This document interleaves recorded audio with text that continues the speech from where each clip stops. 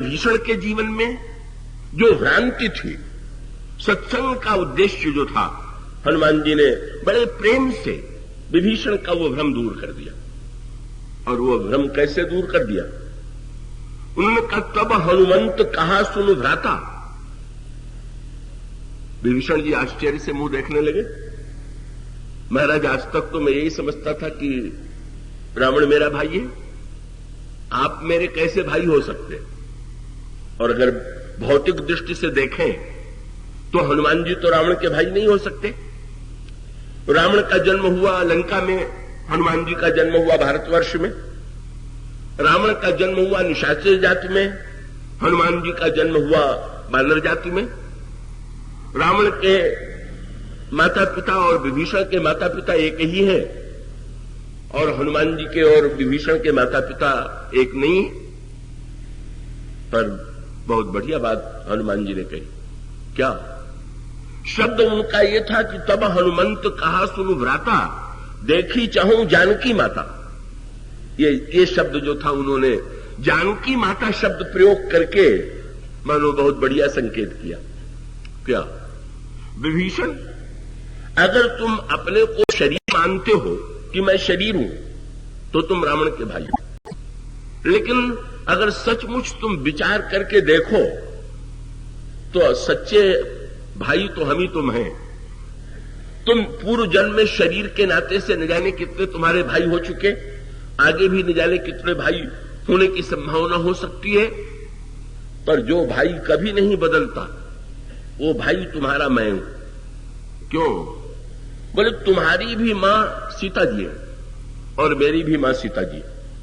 अगर जगत जननी सीता को मां के रूप में तुम देखते हो, तो तुम्हें निश्चित विश्वास हो जाएगा कि वस्तुतः हम दोनों ही सगे भाई। ये जनक नंदिनी सीता के मातृत्व को हनुमान जी स्मरण करके दिला देते हैं। हनुमान जी, वस्तुतः ये एक बड़ी अनोखी बात हुई ना। कल जो प्रसंग चल रहा था, भगवान राम ने हनुमान जी से जब पूछा कि ब्राह्मण देवता, मैंने तो अपना चरित्र सुना दिया, तुम अपना परिचय दो। तो हनुमान जी ने ये कहा, अपना परिचय दिया तो माता पिता का नाम ही नहीं लिया। प्रभु ने हनुमान जी से पूछा कि हनुमान, परिचय देने की परंपरा यह है कि माता पिता का नाम लिया जाता है, तुमने ये नहीं कहा कि तुम्हारी माता कौन है और कौन पिता है। हनुमान जी ने कहा, महाराज, मैं यही पता लगाने के लिए तो निकला था कि मेरे माता पिता कौन। और तब बोले, आपको मिलने के बाद पता चल गया कि पिताजी तो मिल गए, अब मां की खोज बाकी है। हनुमान जी कहते हैं कि प्रभु, वस्तुतः मेरे पिता तो आप ही है। हनुमान जी ने प्रभु से तुरंत नाता जोड़ दिया। सेवक सुत पति मातु भरोसे, रही असोच बनाई प्रभु पोसे। इसीलिए तो हनुमान जी ने प्रभु से बहुत बढ़िया प्रस्ताव किया ना। क्या हनुमान जी से प्रभु से हनुमान जी ने प्रस्ताव किया कि पर्वत पर सुग्रीव रहते हैं, आप मेरी पीठ पर बैठ जाइए, चल करके आपकी सुग्रीव से मित्रता हो जाएगी तो सीता जी का पता लगेगा। प्रभु ने संकोच किया, पीठ पर कैसे बैठे? हनुमान जी ने कहा कि नहीं प्रभु, पहले भी तो आप पीठ पर बैठ चुके हैं। कहा कि जब दूल्हा बने थे तब आप घोड़े पर बैठे थे कि नहीं? तो पशु पर बैठने में क्या संकोच? का वो घोड़ा था, उसकी पीठ पर बैठे, और आज मेरी पीठ पर बैठिए। हनुमान जी ने कहा, महाराज, दोनों में समानता भी है। क्या? बोले, जब घोड़े पर की पीठ पर आप बैठे तो दूल्हा बनकर के सीता जी को पाने जा रहे थे, और आज भी तो आप सीता जी को ही खोज में उनको पाना चाहते हैं। तो फिर से आप मेरे पीठ पर बैठ जाए, फिर से वो दृश्य। हनुमान जी के पीठ पर प्रभु बैठ गए। तुलसीदास जी से किसी ने पूछ दिया कि तुलसीदास जी ने लिखा था कि जो जनकपुर का घोड़ा था वो काम था, और यहां हनुमान जी बने, हनुमान जी कामारी हैं। तो तुलसीदास जी ने पूछा कि ईश्वर का कैसा ये अंधाधुंध दरबार है कि काम की पीठ पर भी बैठ गए और कामारी की पीठ पर भी बैठ गए। अरे काम को छोड़ के कामारी को स्वीकार करते, चाहे कामारी को छोड़ के काम को। पर विवाह में काम के सिर पर पीठ पर बैठ गए और अब कामारी शंकर के अवतार हनुमान जी के पीठ पर बैठ गए। गोस्वामी जी ने कहा जरा सावधानी से देखिए, क्या कब घोड़ दोनों के पीठ पर बैठे, पर एक अंतर है। क्या कि जब घोड़े की पीठ पर बैठे तो उस पर लगाम कस के पकड़ लिया, पर हनुमान जी की पीठ पर बैठे तो लगाम नहीं लगाई। और उसका अर्थ यह है, काम के लिए लगाम की आवश्यकता है, कामारी के लिए लगाम की आवश्यकता है। जनकपुर में भगवान घोड़े से कहते हैं, मैं जिधर कहूं उधर चलो, लगाम से जिधर मोड़ते हैं घोड़ा उधर मुड़ जाता है। और हनुमान जी की पीठ पर बैठे तो बोले तुम जिधर कहो हम उधर मैं चलूं। तो ये दो दृश्य, हनुमान जी ने प्रभु से वो दिव्य नाता पाया है। भौतिक दृष्टि से हनुमान जी भी प्रभु के पुत्र नहीं हो सकते हैं, भला मनुष्य का पुत्र बंदर कैसा, लेकिन उन्होंने तो वस्तुतः मातृत्व और पितृत्व दोनों को पाया, विभीषण को भी। आज हनुमान जी यही चाहते हैं कि इनके मस्तिष्क में जब तक ये धारणा बनी रहेगी, ये रावण को ही भाई मानते रहेंगे, तब तक ये रावण का परित्याग नहीं कर सकते। ये कहते हैं एक और तुम्हारा भाई रावण है और दूसरी ओर तुम्हारा भाई मैं हूं। अब इन तुम दोनों भाइयों में चुनाव कर लो कि किस भाई का साथ देना तुम्हारा कर्तव्य। और साथ साथ का विभीषण के हृदय में जो भ्रम था कि रावण तो मेरे प्रति बहुत बढ़िया व्यवहार करता है, वो भ्रम भी हनुमान जी ने तोड़ दिया। कैसे तोड़ दिया? उन्होंने समझ लिया कि केवल भाषण से समझ में नहीं आवेगा। हुआ क्या कि जिस समय हनुमान जी रावण की सभा में गए और रावण ने कहा कि हनुमान जी ने रावण को समझाने की चेष्टा किया, रावण बिगड़ खड़ा हुआ और हंस करके कहने लगा मुझे उपदेश दे रहा है, देख ले तेरे बगल में कौन खड़ा है। हनुमान जी ने पूछा कौन खड़ा है? रावण ने तुरंत हनुमान जी से कहा मृत्यु निकट आई खल तो ही, वो तेरे बगल में मृत्यु खड़ी है। हनुमान जी ने जो ही बगल में देखा तो सचमुच मृत्यु खड़ी थी। हनुमान जी ने रावण की ओर देखा, रावण तुम्हारी दृष्टि तो बड़ी पैनी है, मृत्यु को तो प्रत्यक्ष रूप से कोई नहीं देख पाता, पर तुमने देख लिया कि मृत्यु खड़ी है। लेकिन तुम्हारा दुर्भाग्य यह है कि तुमने ये तो देख लिया कि खड़ी है, पर किसको खाने के लिए खड़ी है ये शायद तुम नहीं देख पा रहे। वस्तुतः मृत्यु तो हनुमान जी तो शंकर के अवतार है, मृत्यु के देवता हैं, तो मृत्यु सचमुच हनुमान जी के बगल में खड़ी थी और वो मानो शंकरावतार हनुमान जी से पूछ रही थी कि रावण को अभी खाना है कि बाद में खाना है। आप जब आदेश दें तभी रावण पर प्रहार किया जाए। हनुमान जी ने क्या अनोखा कार्य किया, हनुमान जी ने अपने को बचाने की चेष्टा नहीं किया।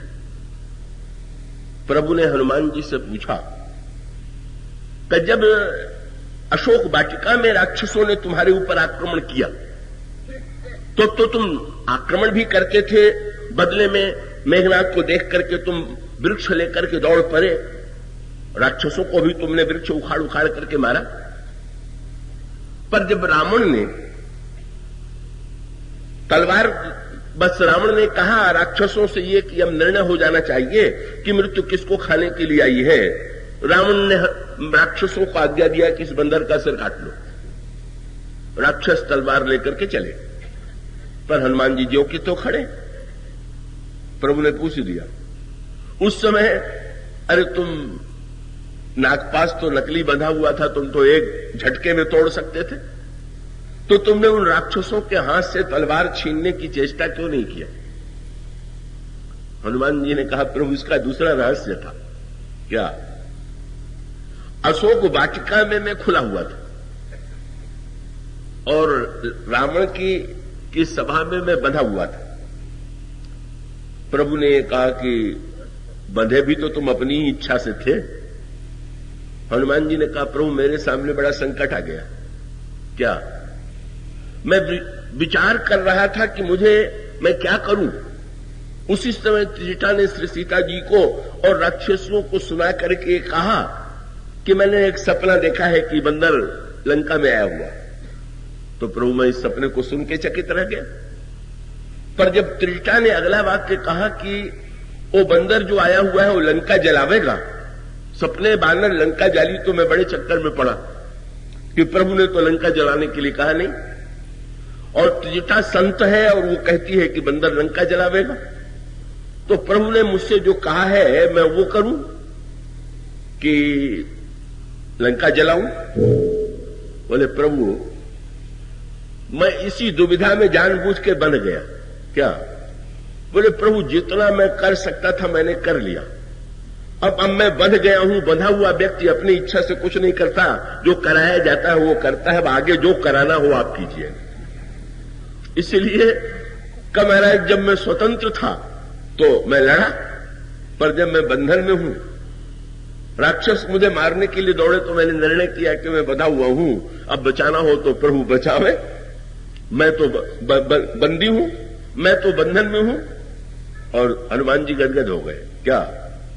उसी समय विभीषण आ गए, और जब विभीषण जी आए तो विभीषण ने रावण के चरणों में प्रणाम किया, और विभीषण ने रावण से कहा कि नीति विरोध न मारिए दूता, दूत को मारना नीति के विरुद्ध। रावण ने सुना, रावण ने कहा विभीषण ठीक कहते हैं, दूत को नहीं मारना चाहिए, तो विभीषण मैं तुम्हारी बात मानता हूं। बस हनुमान जी और विभीषण पर थोड़ा अलग अलग प्रभाव पड़ गया। हनुमान जी तो गदगद हो गए। प्रभु व्यक्ति को स्वतंत्रता का गर्व ही होता है। अरे आप तो बचाना चाहे तो बंधे हुए को भी बचा लेते हैं। देखिए ना, मैंने तो बचाने की चेष्टा नहीं किया, पर आपने विभीषण को भेज करके कैसी मेरी रक्षा करा दिया। परतंत्रता में भी जीव अगर ईश्वर के परतंत्रता का अनुभव करे तो ईश्वर उसकी रक्षा करता है, ये मुझे अनुभव हुआ। पर विभीषण जी को थोड़ा भ्रम फिर होने लगा। क्या? विभीषण बड़े गदगद हुए कि रावण चाहे कितना भी बुरा क्यों न हो, पर मेरे प्रति तो इसकी इतनी ममता है कि मेरे मुंह से निकल गया तो इसने भरी सभा में अपनी आज्ञा वापस ले लिया। रावण तो मुझसे बड़ा स्नेह करता है। हनुमान जी को लगा कि अरे विभीषण को तो मैंने जगा दिया था, लगता है फिर झपकी आने लगी।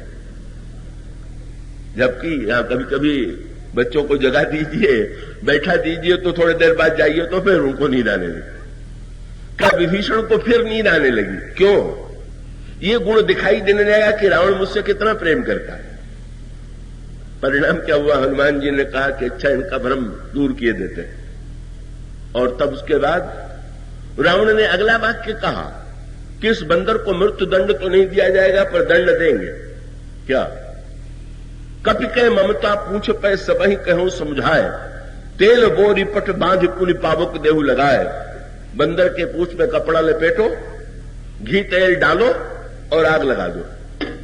हनुमान जी ने जो ही ये वाक्य सुना, मन ही मन आनंद में गदगद हो गए।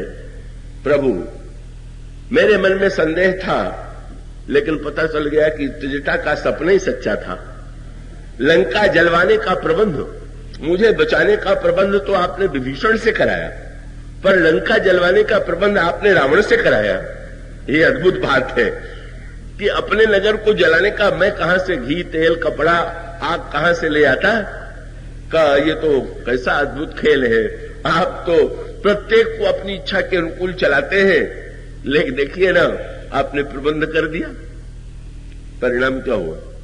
हनुमान जी ने सोचा विभीषण का भ्रम भी तोड़ दे। दो सूत्र हैं यहां पर। एक सूत्र जो कथा के प्रारंभ में कहा गया था कि विभीषण मानने बैठे हुए थे कि रावण अधिक शक्तिशाली है और मुझ में उतनी क्षमता नहीं। हनुमान जी ने तात्विक दृष्टि से और नीति की दृष्टि से एक अनोखा कार्य किया। क्या? जब हनुमान जी के द्वारा सारी लंका जल गई तो हनुमान जी ने क्या कर दिया? जारा नगर निमिख एक माही, एक विभीषण कर लेना। विभीषण जी का घर छोड़ दिया, और जो हनुमान जी चाहते थे वही हुआ। जब विभीषण का घर छोड़ दिया तो रावण के मन में ये बात आ गई कि अरे ये विभीषण जो है, लगता है ये बंदर और विभीषण दोनों मिले हुए थे। जब मैंने उसको मृत्यु दंड दिया तो इसने छुड़वाया, और उसने नगर का जलाया तो इसका घर छोड़ दिया। अब इसको लंका में रहने देना ठीक नहीं। परिणाम क्या हुआ? उसको तो लगने लगा कि अगर मैंने सिर कटवा दिया होता तो लंका मेरी जलती ही नहीं। इसी की सलाह से लंका जल गई। इसीलिए लात मार के विभीषण को रावण ने निकाल दिया और कहा क्या, 60 मिल जाई ती नहीं कहूं नीति। तेरी नीति मान के तो मेरी लंका जली, अब अपनी नीति उन्हीं को जाकर के सुना तो अच्छा रहेगा। रावण को यह पूरा विश्वास था।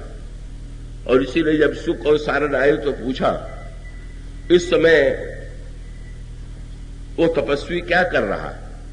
सुख सारण ने कहा कि आपके भाई ने समुद्र से मार्ग मांगने के लिए कहा है, तो समुद्र के किनारे अनशन कर रहे हैं। लिखा हुआ रावण खूब हंसा।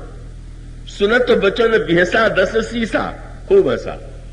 रावण हंसने लगा, बोले इसीलिए तो मैंने उसको भेजा था वहां पर, कि जैसे उसने मुझे सलाह दी तो मेरी लंका जल गई, उधर भी सलाह देगा तो उनका सर्वनाश ही हो। सो दिखाई भी दे रहा है। जब युद्ध का प्रारंभ अनशन से हो रहा है, जब समुद्र से मछलाई बच्चों की तरह हट किया जा रहा है, मैं समझ गया कि उस राजकुमार को कितनी राजनीति आती है। मानो विभीषण जी और रावण में हनुमान जी ने भेद डाल दिया। विभीषण, रावण से अलग हो जाओ। रावण अगर तुमसे प्रेम करता है तो दिखावा करता है स्वार्थ के कारण। वस्तुतः वो तुमको यहां लंका में रखने के साथ साथ अगर उसको ये प्रतीत हो कि तुम्हारी नीति से उसको लाभ नहीं है तो तुम्हें मार डालने में भी, मानो इस सत्य का ज्ञान विभीषण को हुआ कि नहीं, रावण के जिस सहिष्णुता को मैंने प्रेम समझ बैठा था का वो तो वस्तुतः नकली थी।